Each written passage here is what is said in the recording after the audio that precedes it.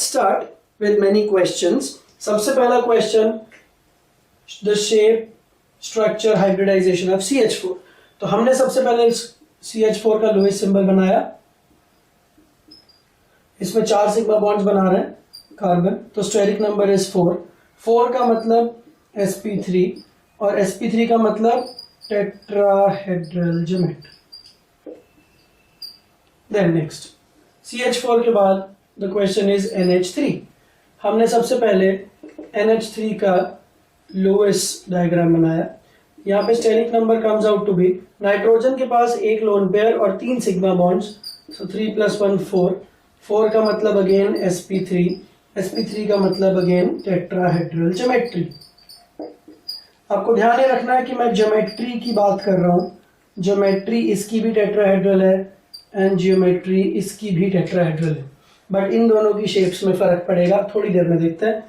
Similarly अगर मैं ammonia की जगह वाटर लेता, वाटर में oxygen is central atom, oxygen के आउटर मोस्ट शेल में 6 इलेक्ट्रॉन्स होते हैं, तो 6 इलेक्ट्रॉन्स में से किन्हीं 2 इलेक्ट्रॉन के साथ हाइड्रोजन ने एक बॉन्ड बना लिया, तो ये एक लोन पेयर बचा, ये एक लोन पेयर बचा। तो steric number of this is hydrogen के साथ 2 sigma bonds plus 2 lone pairs oxygen के पास, 2 + 2 इज 4। 4 का मतलब sp3, sp3 का मतलब geometry is again tetrahedral. Now in तीनों की ज्योमेट्री सेम है क्योंकि इन तीनों का स्टेरिक नंबर सेम आ रहा था, बट जो अच्छा क्वेश्चन आएगा उसमें ज्योमेट्री नहीं, उसमें शेप पूछी जाएगी। तो इसका शेप है टेट्राहेड्रल, ज्योमेट्री और शेप बिल्कुल सेम है। इसका शेप है ट्राइगोनल पिरामिडल, मैं अभी आपको समझाता हूं कि कैसे हुआ। और इसका शेप है बेंट शेप, इसको कभी कभी एंगुलर शेप भी बोलते हैं या फिर कभी कभी वी शेप भी बोलते हैं। Now again with the help of the 4 pens I will try to explain the same to you. sp3, इन चारों का इन तीनों का आंसर आ रहा है sp3। तो sp3 का मतलब होता है कि एक टेट्राहेड्रल जैसा दिखना चाहिए, टेट्राहेड्रल ऐसा दिखता है।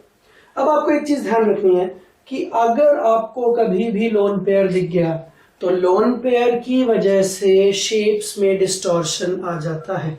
मैं सिंपल तरीके से इसको ऐसे समझा सकता हूं कि आप ये कंसीडर करो कि लोन पेयर आपको दिखेगा नहीं, तो जो चीज आपको दिखेगी शेप तो उसी का होगा, बट जो चीज दिख नहीं रही है वो जरूरी नहीं कि वहां पे नहीं है, वो है वहां पे, बट उसको आप कंसीडर नहीं करोगे।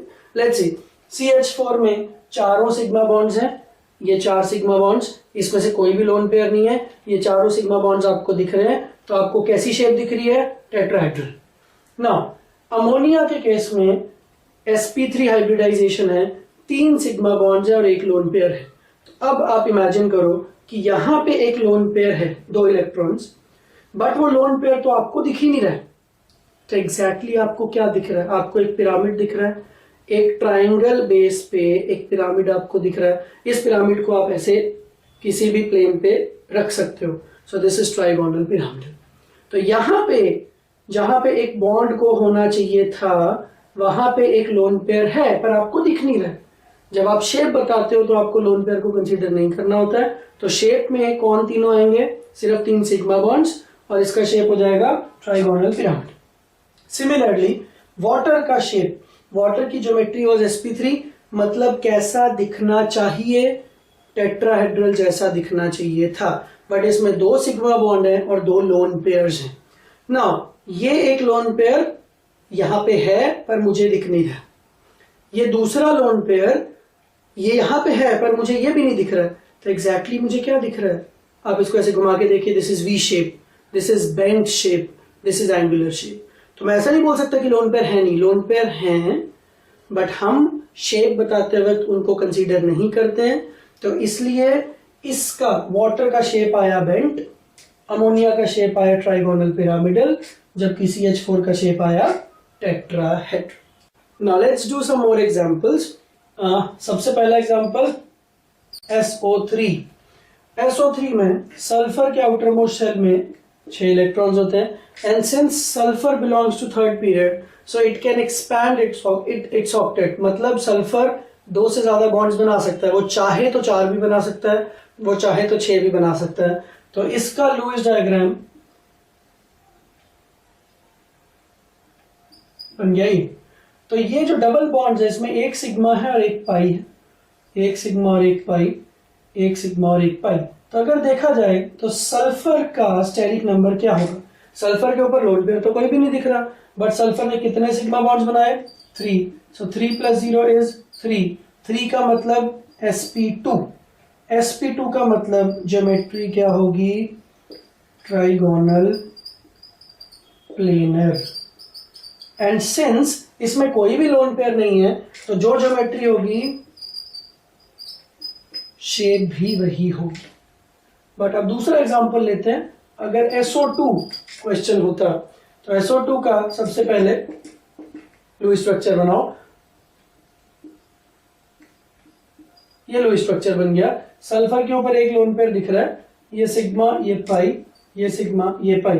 तो स्टेरिक नंबर अगर सल्फर का निकालें तो इसने 2 सिग्मा बनाए हुए हैं और एक लोन पेयर सल्फर के पास है। आपको ऑक्सीजन के लोन पेयर्स को काउंट नहीं करना है, ये मैं बहुत ध्यान से बता दूं, ये बहुत ज्यादा गलती करते हैं बच्चे।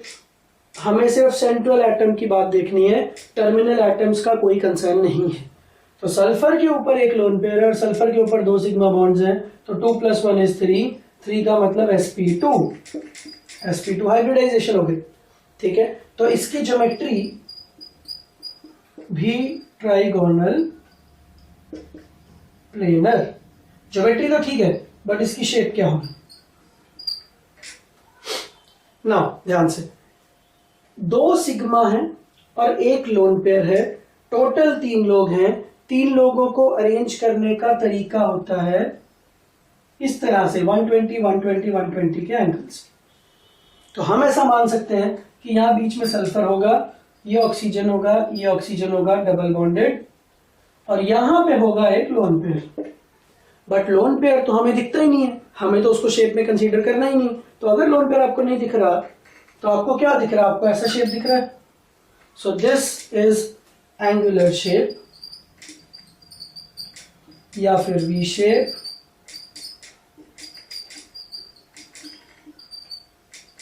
या फिर बेंच शेप भी आप इसको बोल सकते हो। इसका स्ट्रक्चर वैसे, इसका शेप वैसा ही है जैसा वाटर का था।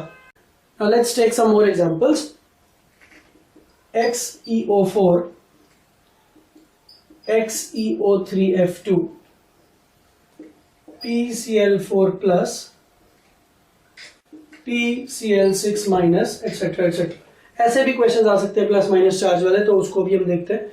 जेनॉन के आउटर मोस्ट शेल में 8 इलेक्ट्रॉन्स होते हैं, तो उसने डबल बॉन्ड्स के थ्रू 4 ऑक्सीजन से बॉन्ड्स बना लिए। हर डबल बॉन्ड में एक सिग्मा एक पाई होगा। तो यहाँ पे जेनॉन के पास कितने सिग्मा हो गए? 4। और जेनॉन के ऊपर कोई भी लोन पेयर नहीं दिख रहा, तो 4 + 0 इज 4। 4 का मतलब sp3। So geometry is tetrahedral. And since कोई लोन पेयर नहीं है तो ज्योमेट्री भी सेम होगी और शेप भी सेम होगा। XeO3F2, let's see. Xe 1 2 3 4 5 6 7 8 8 outer most electrons हैं। Double bond O, double bond O, double bond O, 3 तो डबल बॉन्ड O बना लिए, और यहाँ पे एक फ्लोरीन के साथ और दूसरा फ्लोरीन के साथ। नाउ जेनॉन ने कितने सिग्मा बनाए?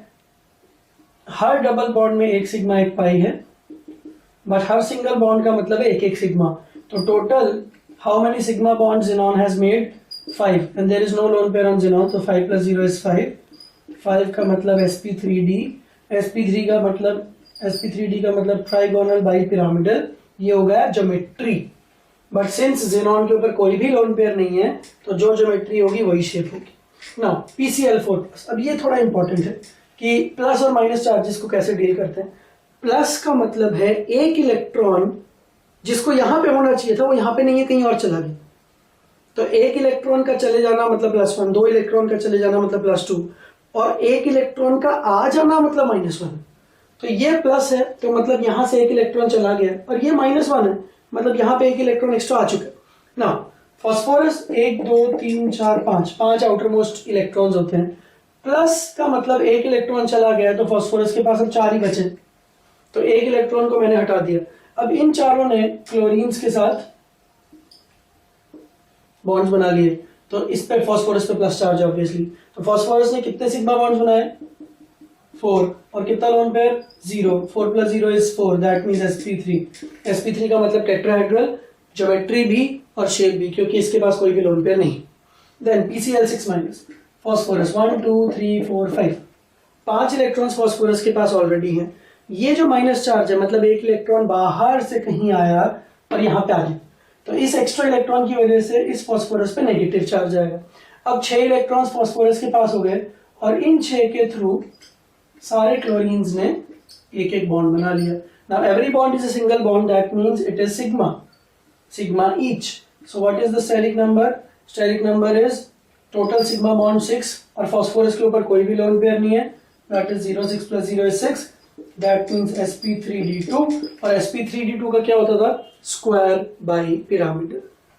हमने अभी तक काफी सारी हाइब्रिडाइजेशंस पढ़ ली हैं, बट एक ऐसी हाइब्रिडाइजेशन है जिसपे बहुत सारे क्वेश्चंस हर साल आते हैं, तो उसको थोड़ा डिटेल में देखना बहुत जरूरी है, दैट इज sp3d हाइब्रिडाइजेशन। इसका ज्योमेट्री तो हमने पहले ही देख लिया था, it is trigonal bi pyramidal. उसका शेप इज दिस। इसमें एक्चुअल में 5 बॉन्ड्स हैं, ये जिनको मैंने डॉटेड कर दिया है, these are just indicative lines to show that the triangle exists. तो एक ट्राइंगल है और एक बॉन्ड ऊपर है और एक बॉन्ड नीचे। ये जो प्लेन है इसको बोलते हैं एक्सियल प्लेन। तो ये वाला बॉन्ड और ये नीचे वाला बॉन्ड, इनको बोल दिया एक्सियल बॉन्ड्स। और ये जो प्लेन है जिसमें अपना ट्राइंगल है, दिस इज इक्वेटोरियल प्लेन।